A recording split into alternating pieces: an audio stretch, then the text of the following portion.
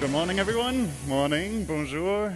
Great to see you all. I know there's still a few people struggling to get in here to us, queuing outside, but you're the exquisite few that made it here. So good morning, great to have you. For this session today, we are talking about the ABC of carbon reduction. And all that we're here, we know the importance to act on carbon reduction. We know how important it is to aim for the 1.5 degree goal. And we know how important it is for governments to act, for corporates to act, and also for startups to develop new innovative solutions. And this panel today and these sessions that we'll be talking about in a second will really cover the range of solutions available to us. And the challenge that we see is if we look at the corporate sector, for example, most big corporates out there would have made big carbon reduction targets already. Net zero commitments, you almost don't find any company anymore that hasn't made them. But the big challenge that we see is that many of them struggle to actually implement them. What do we do next? That's the big question mark, and many of our speakers will actually be able to answer that, and I'm really excited to hear about that.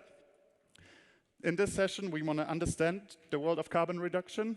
There's a lot of terms being thrown around, net zero, carbon neutral. What are all these terms? How technology can be used to get us there, and also maybe the limits of technology. And with that, I'm really excited to introduce our first speaker and our keynote, Rachel Delacour. She's the co-founder and CEO of Sweep. Sweep is a software platform that helps corporates like JCDecaux, for example, understand and reduce their carbon footprint, and has raised more than 100 million, or about 100 million in capital to scale their solution. I'm really excited to welcome you to stage, Rachel. Welcome.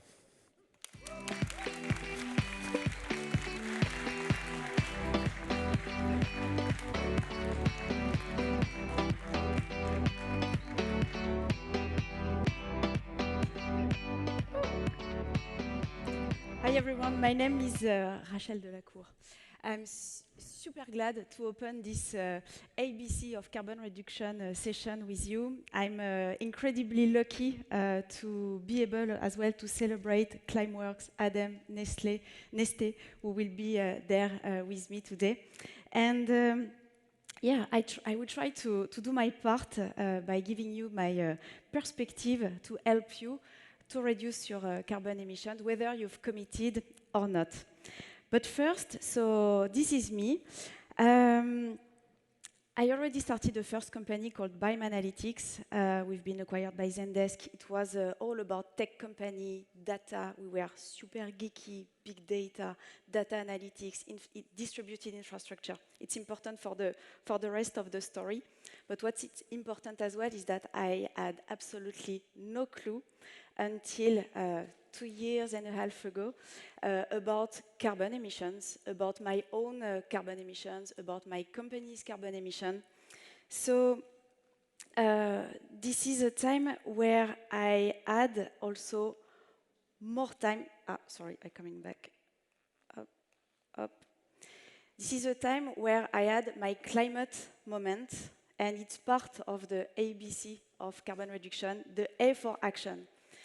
This is where I live, post-acquisition. I've been there with my kids on my dune on the beach in Osegor, and I had more time to just ramp up about knowledge, about stuff that I just had no time to just learn so far.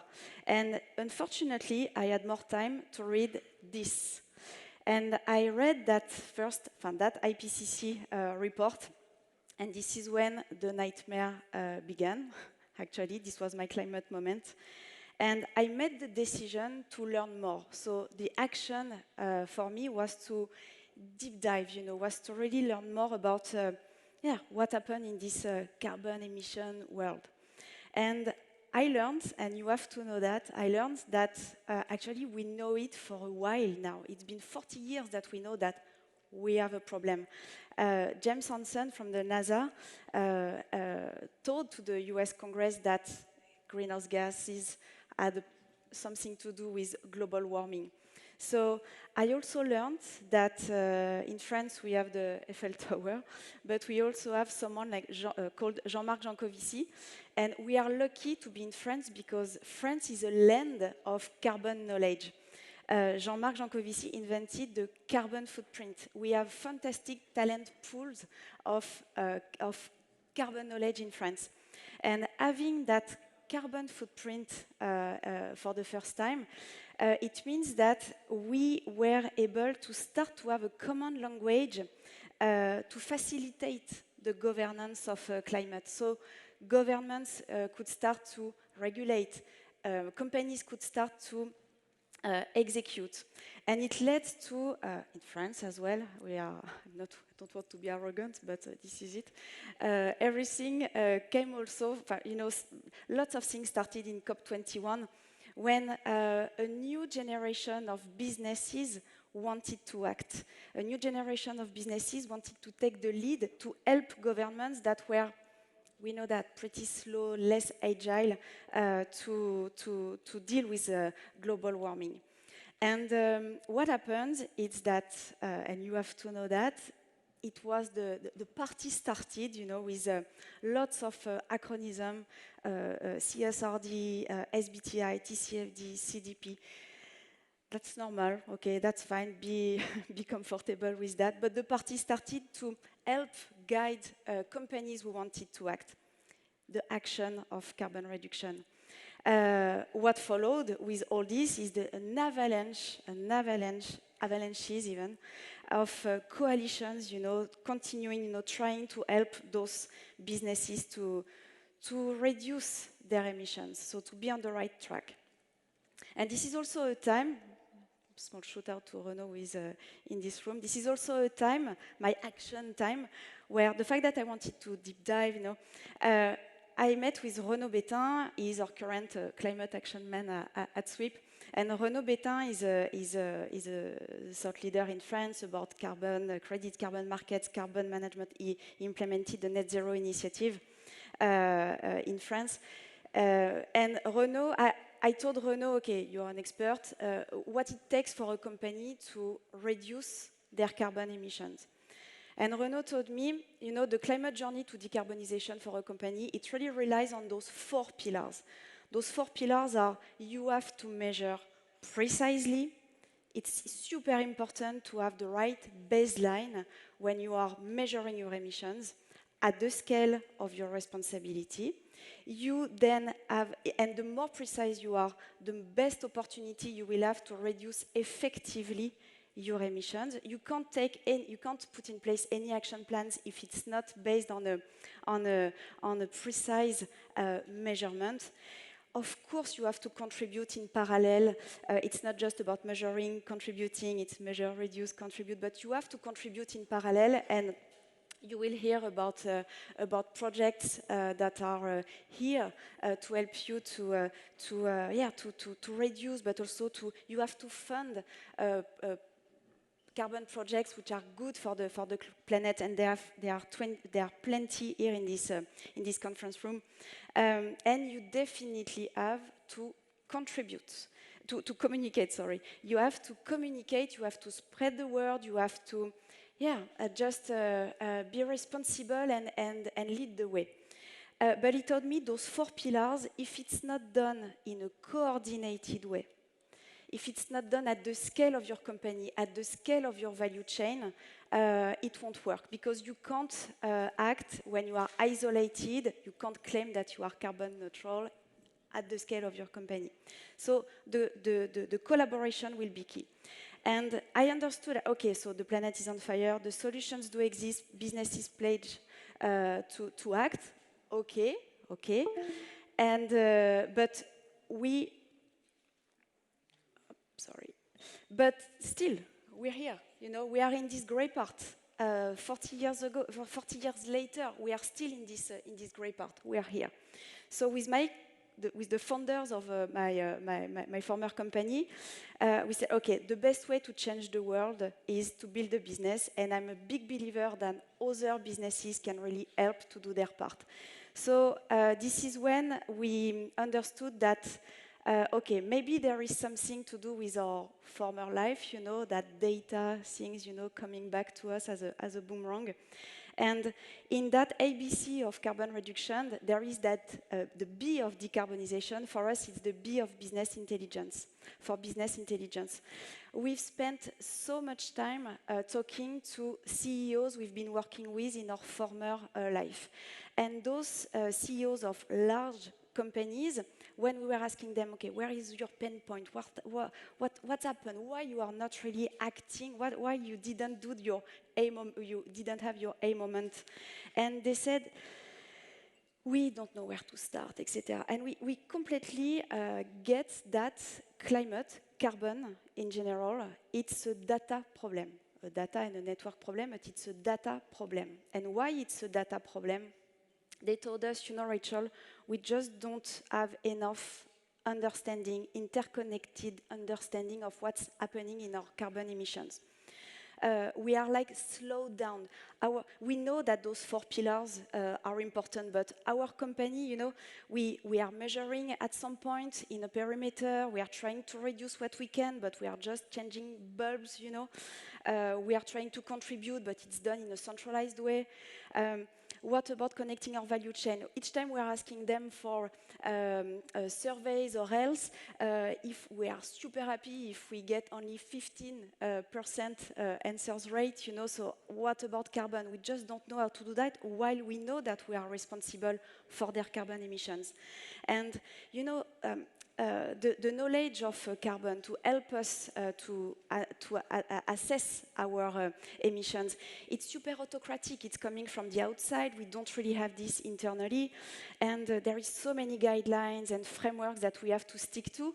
But still, you know, it's so much. And so we want to act, but it's super complicated. And the more we were talking to them, the more they were saying, okay, once we have that decarb strategy in the boardroom, we need to find the right staff, chief sustainability officer or chief impact or whatever. But this is when a tech stack is missing to really onboard everything in one single place so that we can completely interconnect and have this carbon dialogue at the scale of our company. This is when we are able to ask our people, our employees, our stakeholders, our entities, subsidiaries, participations to act all together to better reduce and report the right way, because others are, the auditors are also organizing themselves to come to see you. So this is the C of that ABC of carbon reduction. The C for collaboration. You definitely need to collaborate at the scale of your responsibility as a company, at the scale of your stakeholders, of your activity. And when it's done collaboratively, I can assure you that you are turning your climate journey into something real. When it's done collaboratively, the exercise can be done much more frequently, of course, because you have much more stakeholders helping on it. Technology is helping. Technology is the oil of the way you can collaborate. It's much more reliable because you have much more workflow of approvals, you know, about assessing your carbon. You are distributing and empowering, you know, your different stakeholders to raise their hands, saying, hey, maybe we could do better here. When it's done collaboratively, you are reducing much more effectively. It's not about just your own targets, it's collaborative targets, and we have those SBTi, you know, targets that you can implement in your company. It has to be science-based. So, and that external analysis, you can definitely, you know, with tools, with technologies. This is what SWIP is all about, of course. But this is a time where you can collaborate within, you know, all together to simulate, to propose, suggest. There is the closer you are to the different stakeholders who are emitting emissions, you know, in your company, the closer you are to them, the best opportunity, the closer you are to the emission, the best opportunity you have to reduce it. And technology is helping as long as you agree also to collaborate with your environment. When it's done collaboratively, you can contribute and fund local projects that you have close to your business units, you know. So it's there is this emulation where everyone is working well together. Technology help, of course. And you have to, when it's done collaboratively, there is less opacity. And you must think about opening the books because auditors are also working collaboratively, okay, as I mentioned. So the way we've thought about collaboration ourselves as a company, so we've created Sweep, and Sweep is an all-in-one software carbon management platform to help large companies to reduce their emissions in their entire business and value chain.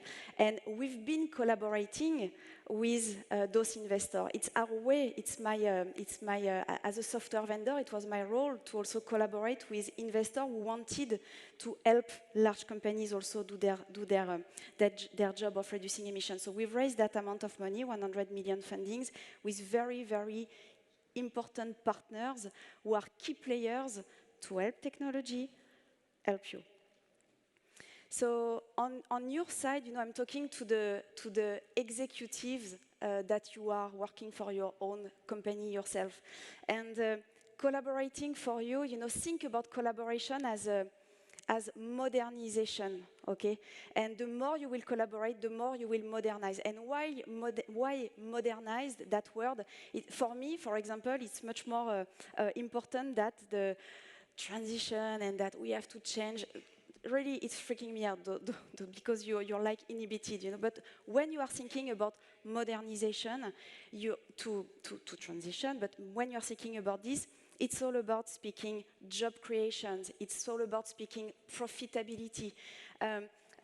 Tonight we have a customer event here, and we have the testimonial of partners from HP Inc. that we are working with them, and they said that by using Sweep, but by understanding where they could reduce their emissions in this tool, in this software, they completely modernized the way they were the way they were thinking about their logistics, and in a year they've managed to save $1 million right in their bottom line. So I invite you to come to hear that testimonial. When you are a little bit freaked out, you know, about okay, what I can do to reduce my emission, etc. This picture is coming from Bertrand Piccard that I've met recently, and Bertrand Piccard showed us this, and he said, you know, when you have this balloon, it's either you are undergoing, you are. You know, you are the prisoner of the wind, the direction, you know, and that could be climate change. You know, how do I do? I'm forced to go in that direction, and we'll be screwed at some point. But how do you do when you want to change direction in this balloon? You just change altitude, and then you're free to choose your direction, okay? So think about all this, and you can really do that at the scale of your company. You're paid for that in your company. It's your role to make your company last forever. So change altitude. And yeah, my attempt today is really to tell you to stay humble, just start. You can start small. Be science-based, please. Open the books, think everything you will start to do in terms of your carbon reduction journey, climate journey. It's all about thinking of opening the books. You will have to do so. So think about being granular in what you are doing. Don't do that quick and dirty exercise just because you want to do something and tick a box. You have to educate also your communication teams. All your sincere efforts could be screwed, sorry for that word, but can be completely jeopardized by some, 140 characters on Twitter with someone who just have no clue about what you are really doing.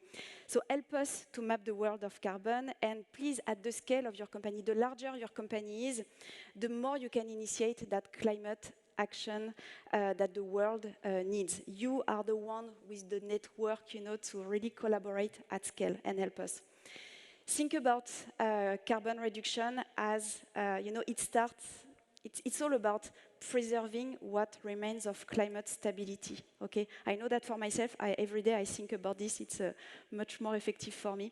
So this was my language of carbon reduction, that ABC for action, business intelligence / data, and collaboration, which is key for you. So you will be creative under constraints to reduce your emission. You are the professional, you are the ones who know what to do in your company.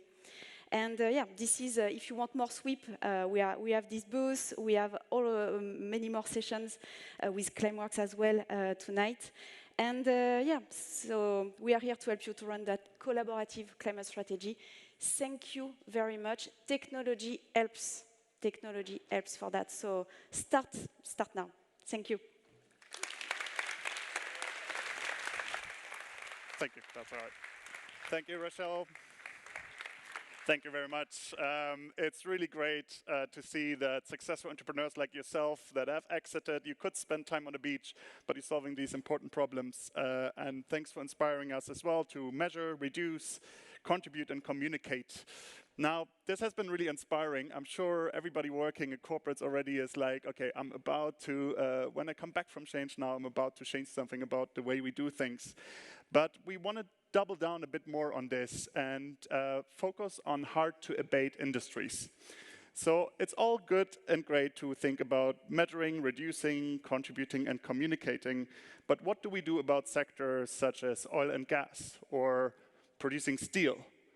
Is that a straightforward process? Do they have to just do the same as everybody else? Or is it a bit more tricky to do that? And also, what type of regulation do we need to shift our industrial economies, such we have in France, in Germany, all over Europe, to a sustainable future? So I'm really excited to invite a few really interesting panelists onto the stage to discuss this question.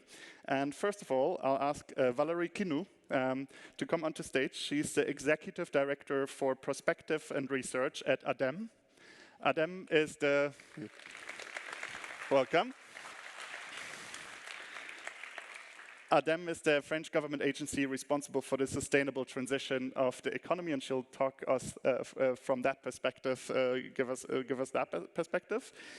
Second of all, we have Mercedes Alonso. Welcome.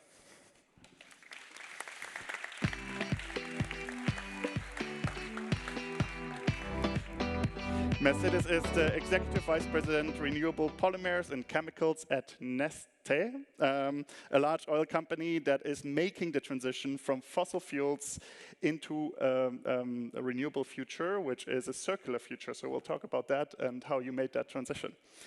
And last but not least, we got digitally one more guest joining us, which is Peter Roberts.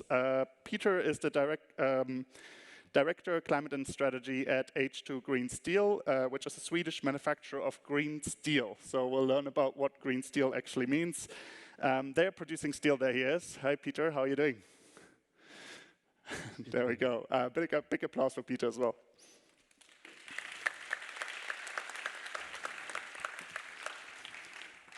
So I'd like to start actually with you, Mercedes, and talking about industry specifically. If we look at the industrial sector, Neste is really a case study, I think. Give us a bit of an overview of what are the challenges of actually transitioning a big industrial company like Neste into a renewable future. Thank you for the question, and hello everybody, good morning. Indeed, when we talk about a lot of what it can be done, I was hearing to you, Rachel, and 20 years ago, Neste is a company that did listen to what was happening. So we were created as the oil company of Finland that was going to supply, and it still supplies, the fuels and the energy of the country. And yet, 20 years ago, we saw that there was a need to change, to do something else.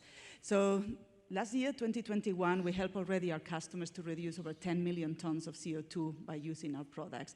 So we developed technologies that replace fossil crude into renewable resources, and that's also being used already currently in many, many countries in Europe, also in the US, as a replacement of diesel in your car for aviation, sustainable aviation fuels, or also in my chemical industry, in the chemical area, you can replace also fossil. What is not very well known is that the chemical industry is actually like life made out of carbon. So we do not talk about decarbonization, we talk about defossilization. So it's all about using the carbon that is already in circulation, using it cleverly in a smart way, and circular. So also changing the value chains that are still linear and is a one way and a highway that is getting us to where we are today. And we need to also look at using the right kind of carbon and making it circular. Thank you. We'll dive deeper into that as well. Next, I'd actually like to ask Peter as well. You're in the steel industry and you're pioneering green steel, one of the pioneers in green steel, which is steel produced with 95% less carbon emissions than traditional steel. What's the challenge in the steel industry right now and the shift towards a sustainable future? So I think within the steel industry, it's important to identify the specific processes that your emissions are coming from, and then identify the technologies that will fix this. So in our case, it's replacing coal with green hydrogen in the iron reduction process that enables us to have this 95% emissions reduction compared to traditional steel making. But once you do that, I mean, we're one company. And it's important to develop and scale this as quickly as possible. And part of that is to bring the existing players on board as well, and help them on their decarbonization journey, because ultimately it's a team effort. Now, we have two case studies here, and I'd like to go actually to you, Valerie. Two case studies, one, a company that's pioneering and started to innovate with green steel, and a company that made the transition. I think it summarizes what it is, the challenge in our economy. Both have to happen, right? From your perspective, what are the biggest challenges for really transitioning our industrial economy to a sustainable future? Thank you. Well, a few things. Indeed, it's interesting to see the transition in itself. We have a target. It's the Paris Agreement with a target in 2050, but still we need to make the transition to that target. So ADEME, maybe I will say a few words about ADEME because maybe people don't know what it is. It's actually a public agency, so we are representing the state, a public agency for the ecological transition. And we are here to bring expertise to private companies, expertise to cities and regions and so on. And also expertise to the citizens, and expertise, not only expertise but also funding. And in terms of the industry, I think I'd like to highlight a few things regarding the fact that we also need to apply for the industry what we call the environmental hierarchy, which is first, and I will mention Rachel's word, we need to measure, that's the basics, and then we need to avoid where we can, and then think about reducing our impact, and last, to compensate. And I think here, ADEME is here to both help in terms of avoiding and reducing, and I can tell you a few words about that later on. Amazing.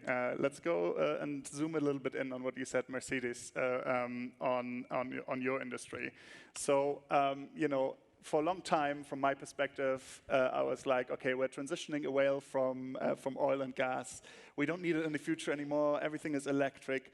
But we're forgetting a little bit about the chemical industry as well, and how many materials of the future are also based on that. What would you say is kind of the biggest challenge in that industry, and to actually make it a sustainable industry beyond just playing some mathematical games, like actually transitioning? Talk us about that. Yeah, and this is not about mathematics, as you said, also it's a science-based target. Yeah. So in the chemical industry, pretty much also like what Peter was mentioning, is a huge consumption. It's a very large consumption of energy, and that's been addressed as well by using green hydrogen, by looking at electricity instead of using oil also. But exactly as I mentioned before, the materials, the plastics, they are made out of carbon. If you think about it, with more and more prosperity and more population, the need for plastics and chemicals is actually increasing. And just in this 1 hour that we're talking here today, the global petrochemical industry is using 500,000 barrels of oil to make chemicals and materials. So this could be bad news, but the good news is that if you think about it, the reason why we have all these emissions and actual CO2 emissions is coming from the kind of carbon that we're using. Taking fossil resources like oil or coal or gas is what is adding carbon to our ecosystem. So when you're making plastics and chemicals with green carbon, with anything that comes from bio-based materials, for example, that's when you are actually taking the carbon that you have in the atmosphere or in the technosphere and then reusing it again. So you are not adding up. So for example, at Neste, what we're doing is we're taking waste and residues from oil, for example, used cooking oil, to replace these materials. And that works exactly at the same level of quality, and you can use it extremely well.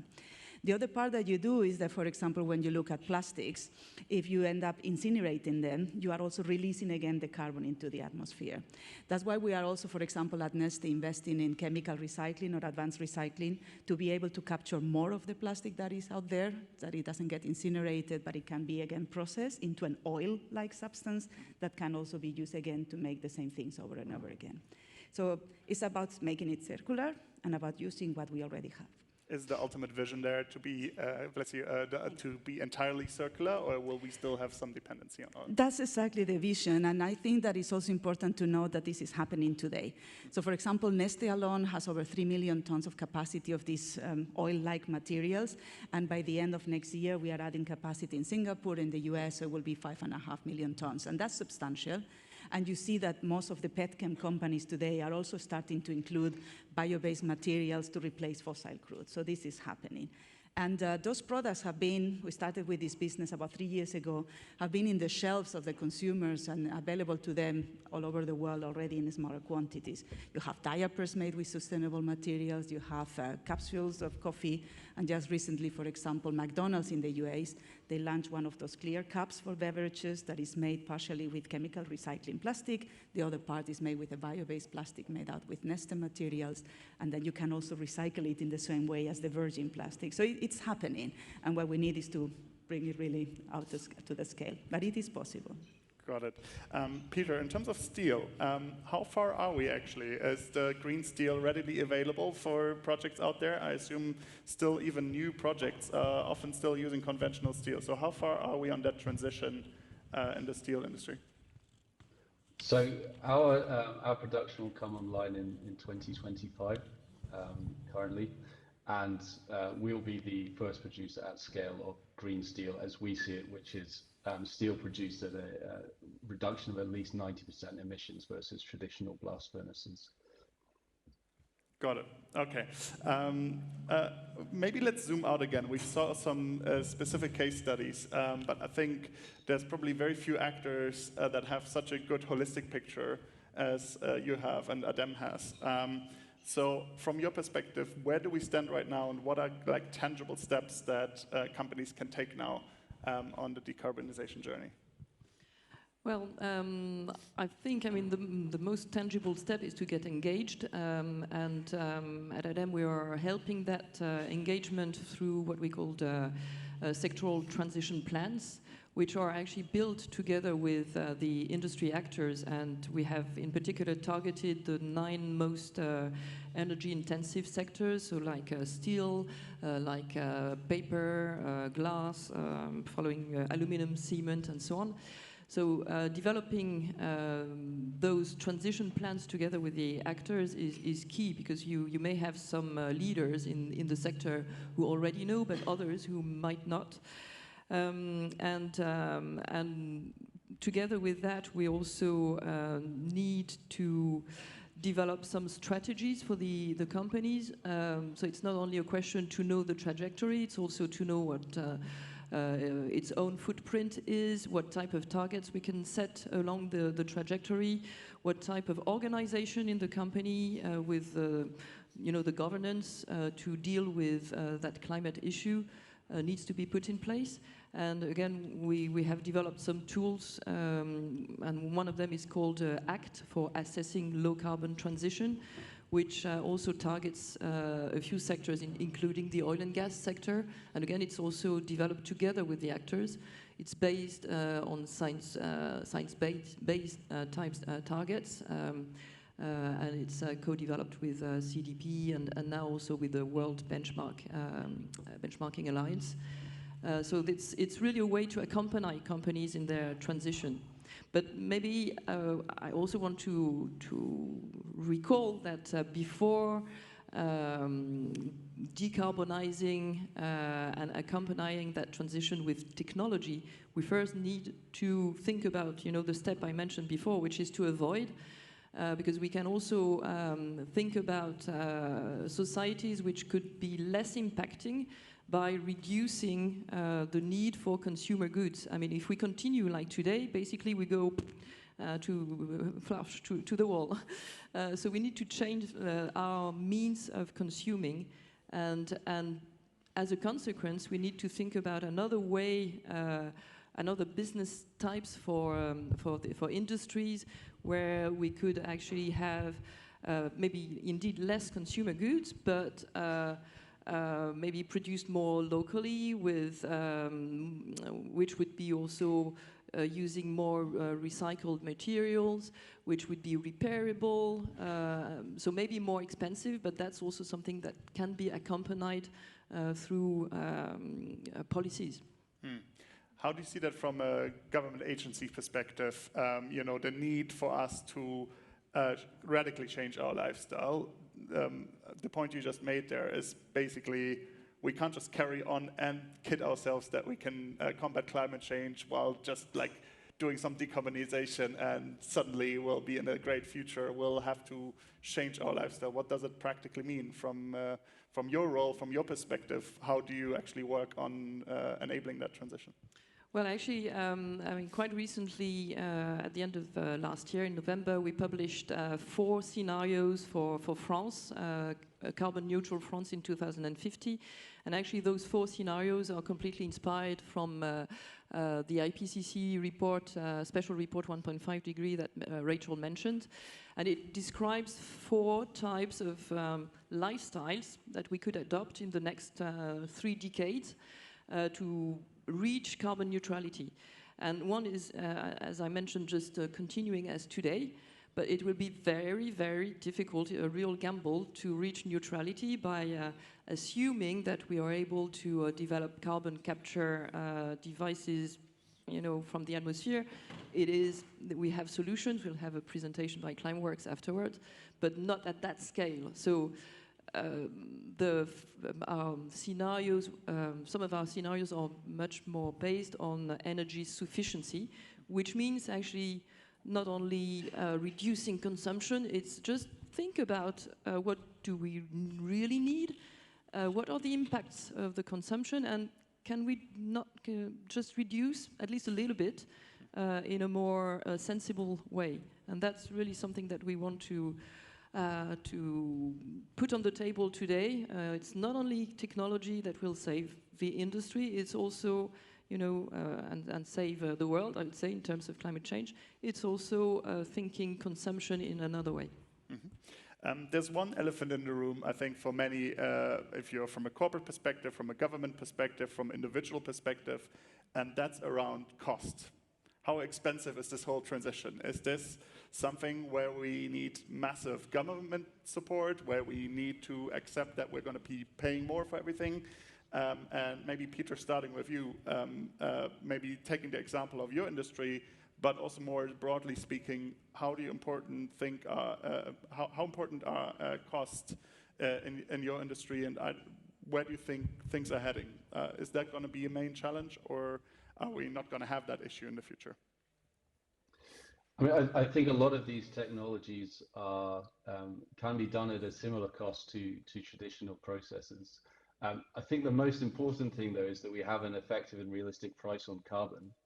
So today, with the EU emission trading scheme, we have these clear prices on CO2, and the directive is currently up for revision, and the signal is that the targets must be increased. So I don't think the cost has to be prohibitive, but we also need to look at the other side of the equation. What is the cost of us doing nothing? And that is huge. I mean, the price of a car made with green steel is maybe an extra, 300 or 400 euros, but the cost of having those extra emissions in the atmosphere is, is something that we need to take into consideration.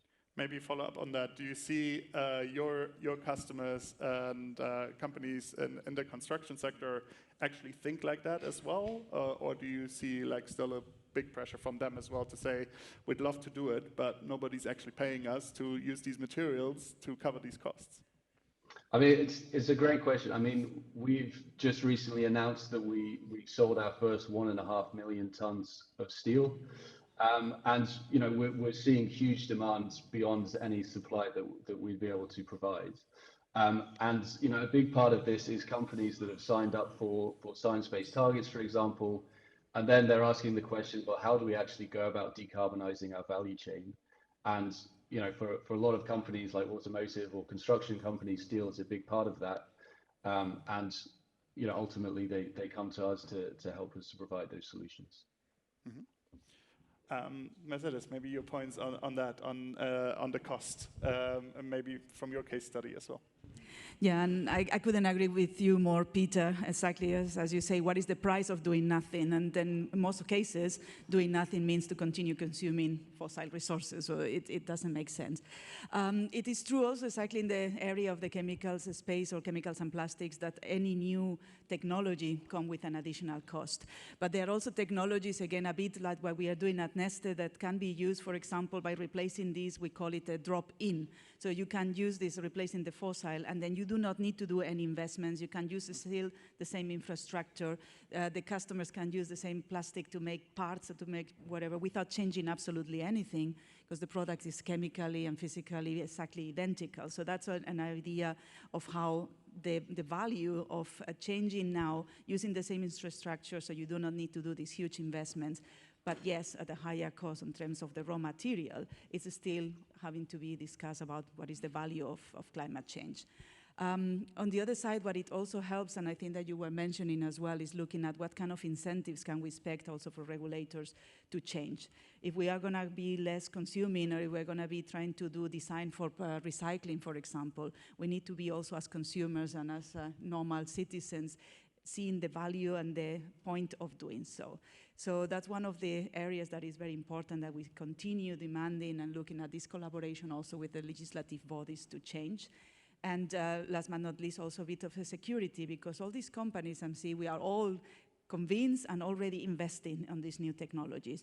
But we need also security for those investments. At least these very heavy industries have a very long horizon and time of when you are making an investment. So we need to have security that things will not change in 3 years and you have to start over again.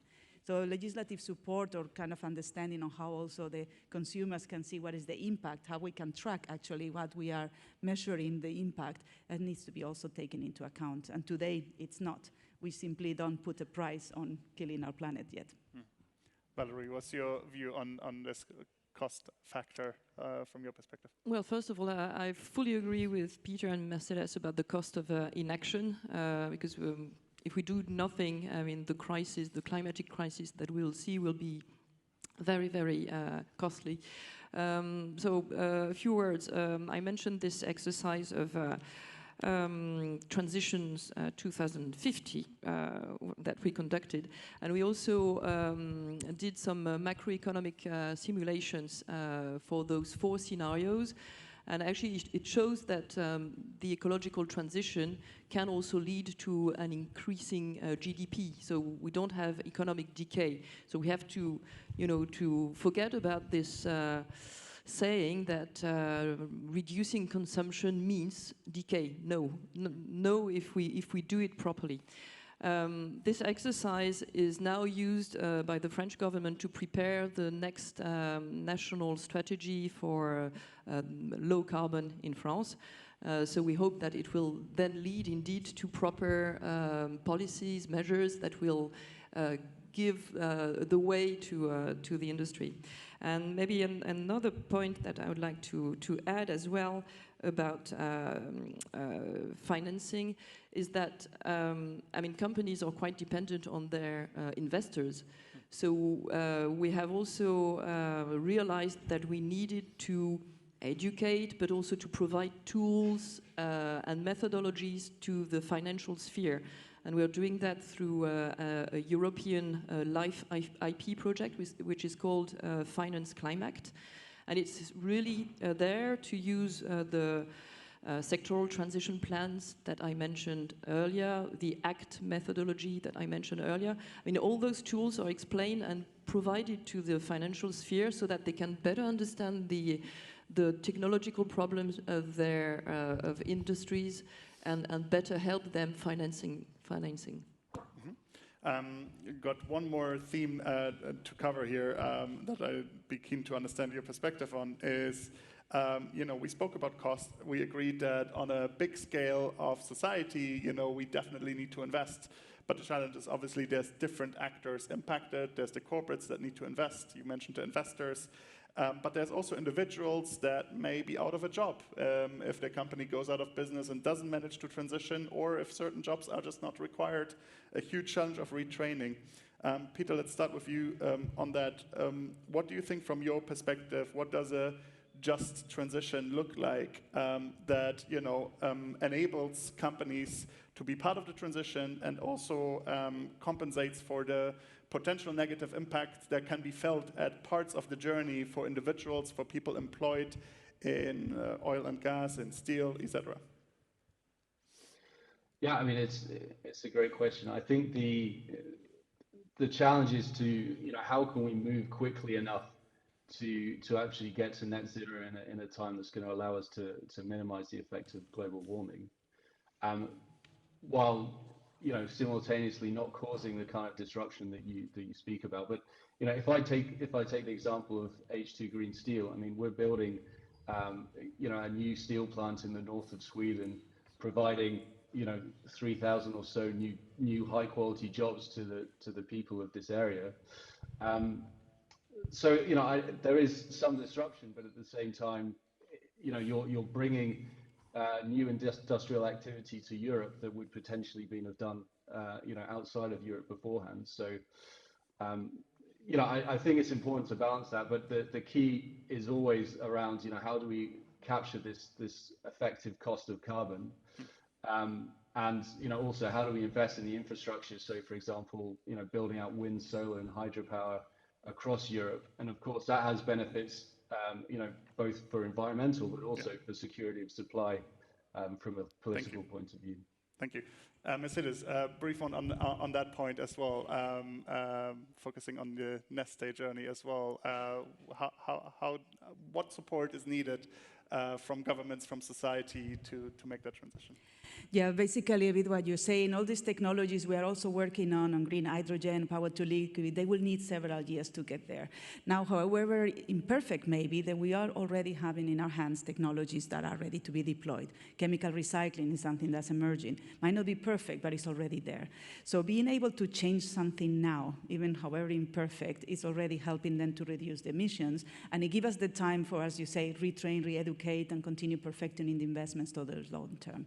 So regulators should help us also that we don't look for a silver bullet to solve all our problems, not looking for a perfection, and understanding that all these technologies have to work together.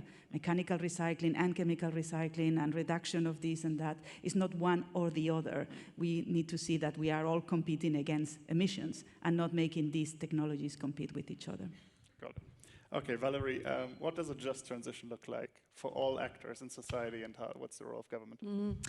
Yes, indeed. I mean, the ecological transition will be efficient only if it's a just transition, which means to be able for states to put in place, together with the economic actors, to put in place very ambitious employment and training plans.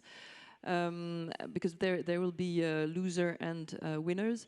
And it's also a question of understanding what refrains people from changing at the individual levels, but not only to put the share of the choice only on the individual, it's also to consider the individual within the society, and what we can make to change the society to make it just for everyone. Thank you very much. Thanks to all the three of you. Thanks very much for joining us on stage.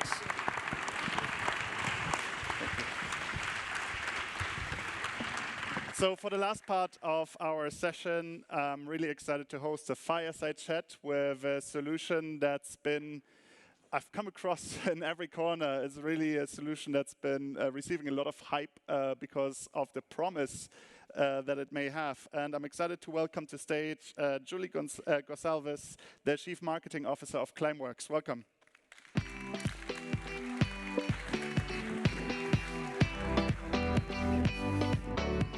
Excited to have you. Thanks, Maiko. Excited likewise. Welcome. You know, I'm a technology geek, so the value proposition of Climeworks in general was just, you know, when I first come across it, I was just amazed by it. But on the other hand, also, is this too good to be true? You know, all this discussion we just had on how difficult it is to transition all these industries. Do we just need to suck the carbon out of the air and done, lean back? How does it work? Well, I think the ladies before me said it, right? The first thing we need to do is changing our consumption model, right? First and foremost, and reduce our emission by just removing some of the parts of what we're consuming. The second part is defossilization, right? And how do we move away from this reliance we have on fossil fuels? Once those steps are done, which are priority and critical, there will still be carbon, you know, emitted, and there will still be carbon in the atmosphere because we've already reached a point where it's too much already, and that's when direct capture comes into play. So maybe for the benefit of the group, what is direct capture? So it does what it says on the tin, which is capturing CO2 from the atmosphere. Right, so it's different from carbon capture or carbon capture and storage that some of you might be familiar with, which is really capturing the CO2 at the point source of emission. And that helps for sure into decarbonizing what's not defossilized of heavy emitting industries, but are still technologies or industry for which we don't have solutions yet in terms of low carbon solution or low emission, and that's where at the end of the chain carbon capture from the atmosphere comes into play. Mm-hmm. What is the range of solutions there? You're doing direct air capture, right? So maybe explain a little bit more about that, but also explain what are the other alternatives out there that companies are using or can use, just to give people a sense on where you fit in. Yeah, I mean, I think that from direct air capture, right, there are many solutions, and we will need all of them at scale for sure. So we use a technological approach, and I'll explain in a minute how that works. There are obviously nature-based solutions, right? Before the Industrial Revolution, and we as humanity needing so much, there is a self-regulated system in place from nature, right, capturing CO2 and then storing it permanently or durably in the atmosphere. So there are plenty of nature-based solutions ranging from trees, afforestation, forest maintenance, but also ocean-based solutions that are being developed, and then more technological solutions as well as hybrid solutions like BECCS, for instance. So we're in that part. So how does the technology work? It's at the same time very simple and very simple idea, right, but very complex to execute because the concentration of CO2, although there's too much in the atmosphere, it's still quite low, right? So our modules work a bit like fans, right, through which the air is streamed, and then the air comes in contact with a sorbent material that captures the CO2, and once this filter material is full, it's heated to about 100 degrees, so that's about your boiler for tea temperature, and then that provokes another chemical reaction. The CO2 is then released and can be captured as pure gas, right? And then the rest of the air, of course, flow through CO2 free, right? So once we have this gas, basically two things can happen. The first one is upcycling, right, recycling and using CO2 as a raw material. Mercedes mentioned it. There are plenty of things around us that are made out of carbon that doesn't have to come from a fossil fuel source. But more importantly, and what we're doing more and more is really then storing this permanently away. In combination with high quality solutions, so the one that we're most focusing on is underground mineralization, and that's the, I would say, larger scale or out of the lab solution that we have in our plant in Iceland. Plant is called Orca, and that's the largest plant today that's combining direct air capture with storage and permanent storage under the ground, right? So once this CO2 is captured, it's mixed with water, and then it's pumped deep underground, 1 or 2 kilometers underground, and then it reacts with the ground, in that case, basaltic rock, right? Iceland is made more than 90% of basalts with its volcanic origins, and then it chemically binds and reacts naturally, turns into stone in about a bit less than 2 years. Mm-hmm. Let's talk a bit about the stage of development, right? Yes. Conceptually, obviously, this sounds like a really exciting idea, but where are we at right now? You said you have a first plant in Iceland. What is it doing at the moment, and what's kind of the barrier to overcome until this can be scaled enough to really scale globally? Yeah, so I think it's important to say the company was founded more than 12 years ago, right? When science demonstrated that was possible, but the global knowledge, or IPCC, didn't really recognize it yet. So a long time was spent into perfecting the technology until it was able to be rolled out. So 2017 was actually our first plant doing only direct air capture.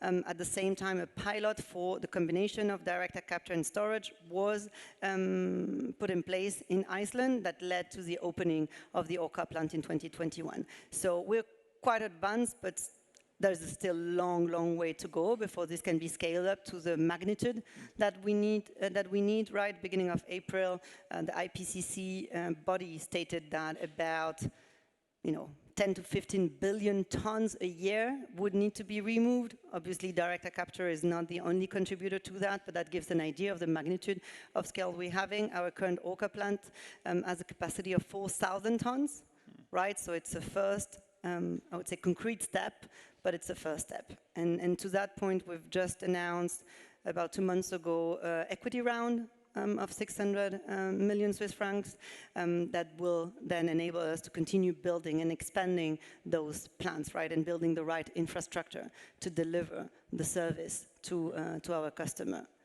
What is your estimate? How many years does it take to have this really at a tangible scale? Obviously, maybe not Climeworks alone will remove all the carbon we need to remove, but to the scale that you want to be. For sure. I mean, I think there are a couple of players, right, in the industry, and I think it's kind of admitted now that the gigaton scale is kind of the minimum scale to be relevant into that field, right? So I think that the second half, of the century. So we're looking at billion tons 2030 and million tons 2030 and beyond, and then from there scaling up even faster. So now is the time for any actors to take action, do the reduction, do the complicated things, the hard things that we've talked about, and then get to you as soon as it's ready to scale. Right? Well, we already have pioneers customers, right? Very important to mention, very early, Stripe and Shopify were among the first company to recognize the need to kickstart the market. And then a bit more than a year ago, we're included into the Microsoft portfolio, right, for carbon removal. So portfolio mixing different solution, nature-based, hybrid solution, but also tech solution. And it's very, very important. Today, the market is only voluntary. Right. There are a lot of discussions from institutions and governments, but the actions really come from the corporate world, and we need that. We need this market to be created. It's really a virtuous circle, right? Getting a market so that the supply can be built, and then the supply can then serve a growing market. And I think that's very important to note. We recently also closed agreements with BCG, LGT. We'll be holding a workshop this afternoon if some of you want to know more about how that works in detail with corporate partnership. I think it's at 3 p.m. this afternoon. So I think these people, and the first and foremost individuals, as you said very well, Rachel, in the companies, are really essential to drive the path of what we talk, right? Reduce, and then we move to achieve real zero. Yeah, let's zoom in on the corporate partnerships. You mentioned some. I'm quite familiar with the Stripe one. I think with Impact Hustlers, we're part of their Stripe climate program, so they have a good example of contributing part of the. Basically, the merchants can choose to contribute part of the revenue to projects, and some of it I think ends up with you in the end. So give us an example of how do corporate partnerships look like, and what role does it play on a macroeconomic level? Is this the core of the transition, corporate partnerships between companies like Climeworks and corporates, or what role do they play? Well, I think today they are, right, because de facto that's a leading force driving the transition. So I think if we look backward and have a snapshot of what we have today, these partnerships are really leading the way. So we can take the Microsoft one. I think that's probably the one with whom people are most familiar here, with the target of defining, carbon neutral by 2030, and then removing the historical emissions, right, which is all part of what we focus on by 2050, and then setting a target, really clearly defining, kind of a budget and an approach, selecting high quality solutions are part of the portfolio, and then having kind of long-term partnership. But this is only the start, right? We know that further down the line, the compliance market will need to come into play when institutions are framing exactly when defining what they want to do, and that's where we're looking forward to go. And a lot still needs to happen for this to be concrete. We see a lot of good intentions and program. I think infrastructure building is one of the things that we need to see in terms of the supply chain of defossilization or decarbonation or carbon removal. Role modeling, right? We see some pioneering cities or countries setting targets, law binding or not, but we're making progress. Unlocking funding, also the 45Q in the US or the DAC hubs in our very specific case are giving tailwind to the industry, but we need more and bolder moves, even more. Got it. Let's dive into the barriers. Some you already mentioned. Are there any barriers from a regulatory perspective to scale this? What other barriers are out there that we need to overcome? Well, concretely, there are none, right? Because it's a nascent market, right? So the standards are not yet being defined, or not defined. They are being defined, right? And I think it's very important that the solution scale up, but it's also very important that the solution have the high quality to be really valid in the long term. And I think that's really something that we at Climeworks support. We're walking the talk. We've been the first one having a life cycle analysis made out of our technology. So in one word, it's really making sure that the impact and the efficiency of the technology is very high. So the study that was made by a third party on our OCA plan stated 90%, right? So only 10% gray emission back in the atmosphere. So we really need to focus on high quality, and we've also partnered with DNV, so a third party certification body, to validate the supply chain, right? Because of course it's a nascent technology, so it doesn't exist. So all this needs to be done in a way to make sure that the high quality solution are the one being scaled. So, yeah, it really seems like at the moment there is a bit of a gold rush happening in some way. Definitely an abundance of companies offering different solutions, and one of the popular ones as well is planting trees, right? Nature-based solutions, you would call it. Again, there's other ways of doing that. There's using oceans as well, etc. But how would direct air capture compare to that in terms of cost, in terms of technology? Where are we at comparing to that? Well, I think, again, the size of and the emergency of the challenge that we have at hand requires for all solution and even more creative approach of doing that.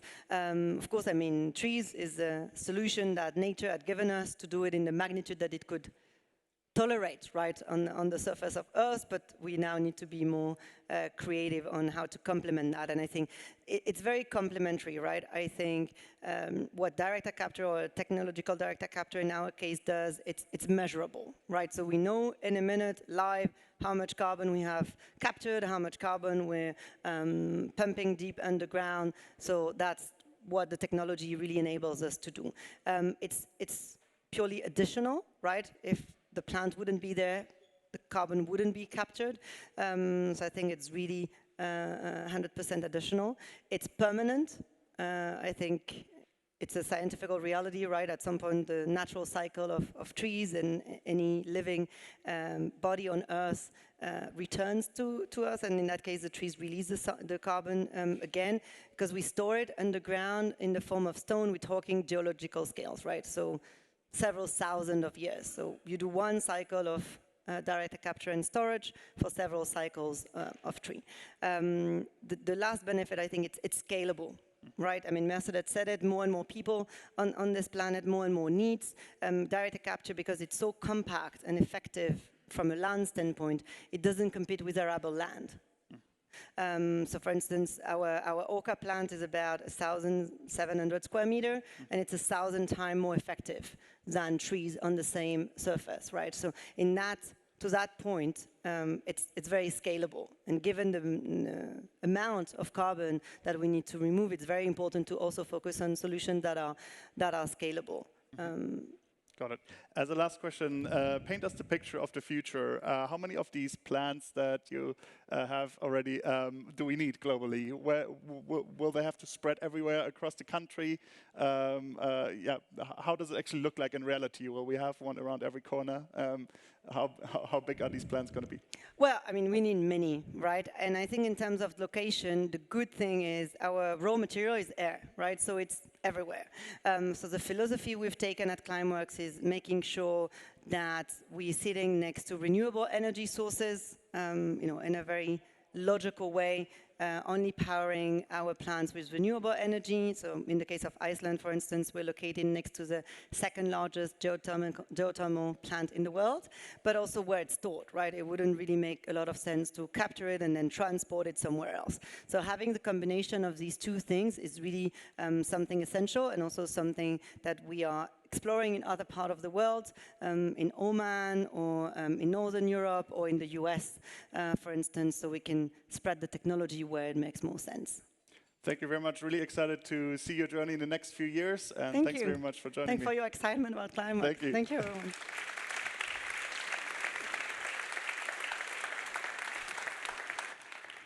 Exciting. Thanks very much, everybody, for joining. I think what we learned is, well, we all knew it's time to act, but we learned some tangible approaches, whether you're in a corporate environment and you're trying to transition your company over, or you're thinking of even starting new technology, innovating. But we also learned that technology is not the only thing we need. It's much more complex than that. There's not one single solution that we just need to implement.